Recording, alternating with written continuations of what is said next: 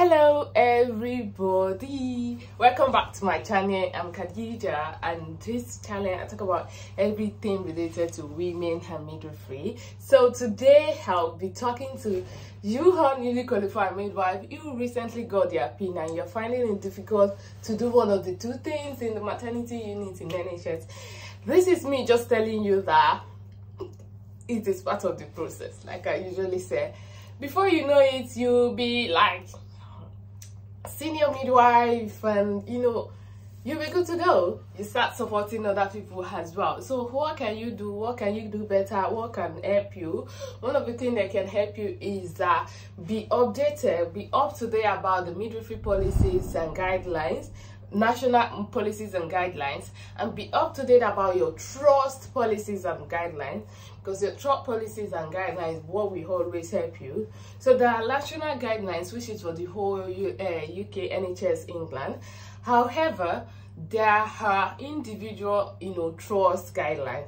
So the individual trust guideline is what will guide you with your practice in your trust. So it is advisable for you to always follow your trust guidelines.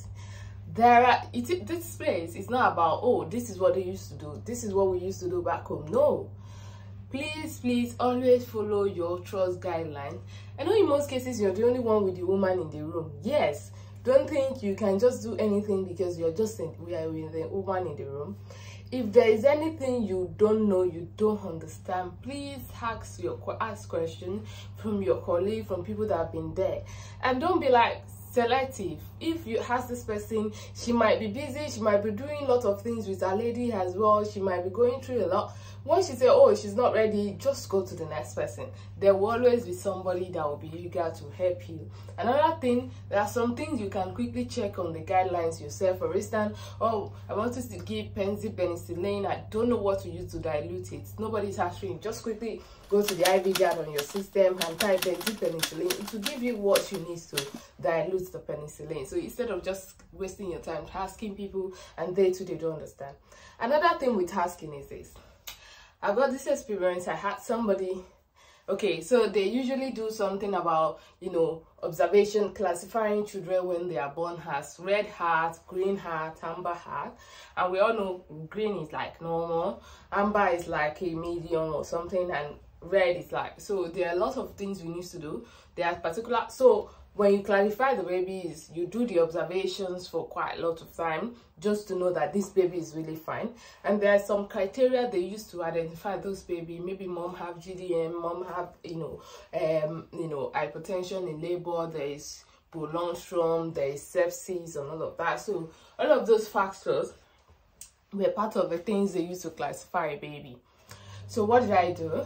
There's this lady, these days I just come back, of course, I don't really remember many things, and I used to say I don't really get to remember these things, so you just need to let me know. So people used to help me to classify my babies every time. So this particular day I had initially classified this lady as red heart, and somebody came in and said, oh, it's meant to be amber. No, I classified the baby as amber, and the person came in and said, okay, I don't even know, maybe I classify as red, and the person came in and said, oh, this baby should be amber. Now there's different type of amber. There are some amber you do 1 hourly observation for 2 hours, then after that you do 2 hourly observation. Then that was what I thought. Then this lady came in and said, then I went for break and came back and was like, no, your baby should be, observation should be checked 6 hours after. And I said, okay, that's fine. That's how I'm handing over to another person, and the person said, no, this baby is red heart. You have missed this baby observation. I was like, God, what did I do? Then since then, I know that I realized it is my individual responsibility. It is your individual responsibility to see, yes, exactly what is right. Yeah, somebody told me, but I can't really say, oh, it's somebody that said. I have my own pain to protect, and she has her own pain to protect. So even if she has told me, I should have confirmed. That is it. So you don't put your mistakes on anybody. Yeah, it's my mistake, I take it as a responsibility. What did I need to do? I need to correct it, I need to take the off. So what happens is, when you do something that is not really right, it's it makes you stay long in the hospital. Something you just hand over and go your home. you have to stay to like clarify the things and all of that. I have to leave the hospital like past 8, where I should have leave like 7:15 or at most 7:30. I was living around here because I have to correct the mistake, I have to correct my documentation, I have to speak with the woman. I'm sorry, I miss your baby hopes and all of that, and I have to document that I've done that. So since that day, I decided to take, it's my responsibility. I would prefer to put the baby on like that and do the observations, and somebody come and say, no, you're not supposed to do it, it's better. And one thing about it is that they will still say you are disturbing the baby unnecessarily. Like, so you just have to try to get it right. But one thing I need to tell you is that you won't get it right one day. It is step by step. So what do you need to do? Pick one thing per day. When you go to work, just say, okay, today I want to really understand how they classify the baby for the observations. And when you have a baby that day, make sure you understand that.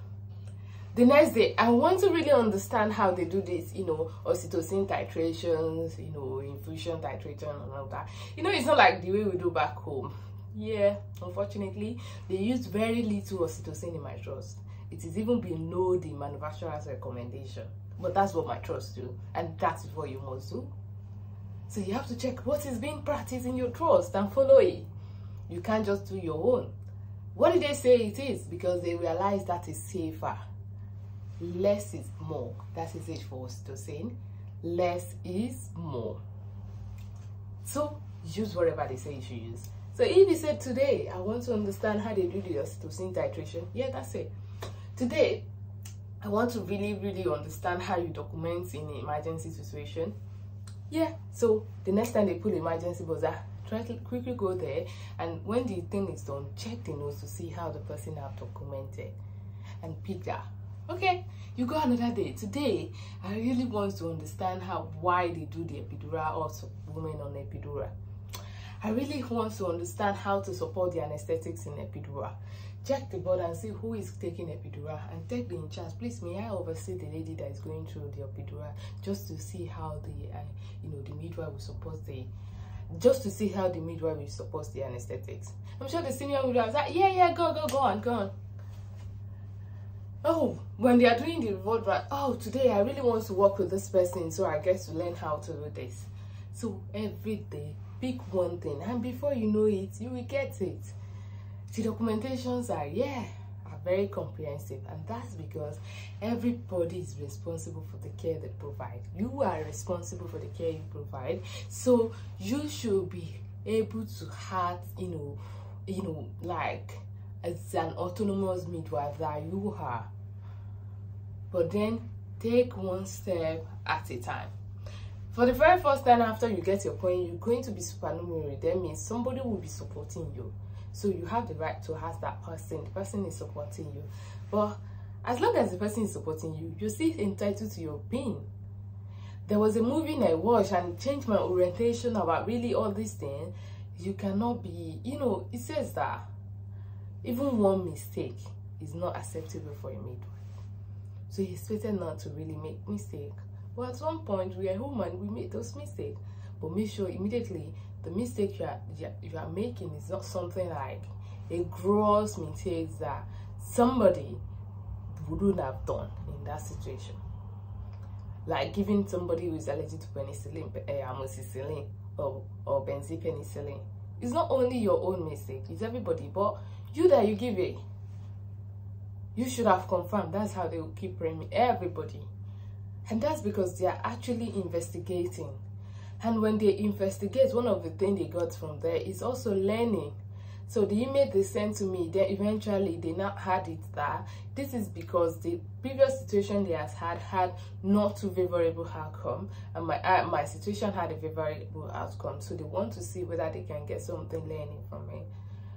But then sometimes these emails, it's deep down and it affects your mental status. But then don't let that affect you. Don't let anything get to you. Praise yourself for anything you have done well. Then pick up yourself. Anything you do otherwise, try to learn from it and try to avoid that from coming next. The thing is that unlike back home, this obstetric situation, this obstetric emergency really happens real, like it happens. Like in my child, within 1 week or so, there is cord prolapse, there is soda dystocia, there is PPH, there's everything that you can think of. Every damn thing you can think of is present. So you can't just say, oh, it's just for me to know. It's for you to practice with. So when you are preparing for your exam, those things we do in the OSCE preparation is not just for you to pass the exam. It's for you to be able to use even while you start working. Anyway, I think this is enough for now. I will see you in my next video. If you need any support, you can always send me an email. If you need support regarding working here as a midwife, you can send me an email at aminukhadee@gmail.com. If you need support regarding OSCE, you can send me an email at easycoachesuk@gmail.com. But then, you can reach me in any of the email. I'll respond to you. Bye. I'll see you in my next video.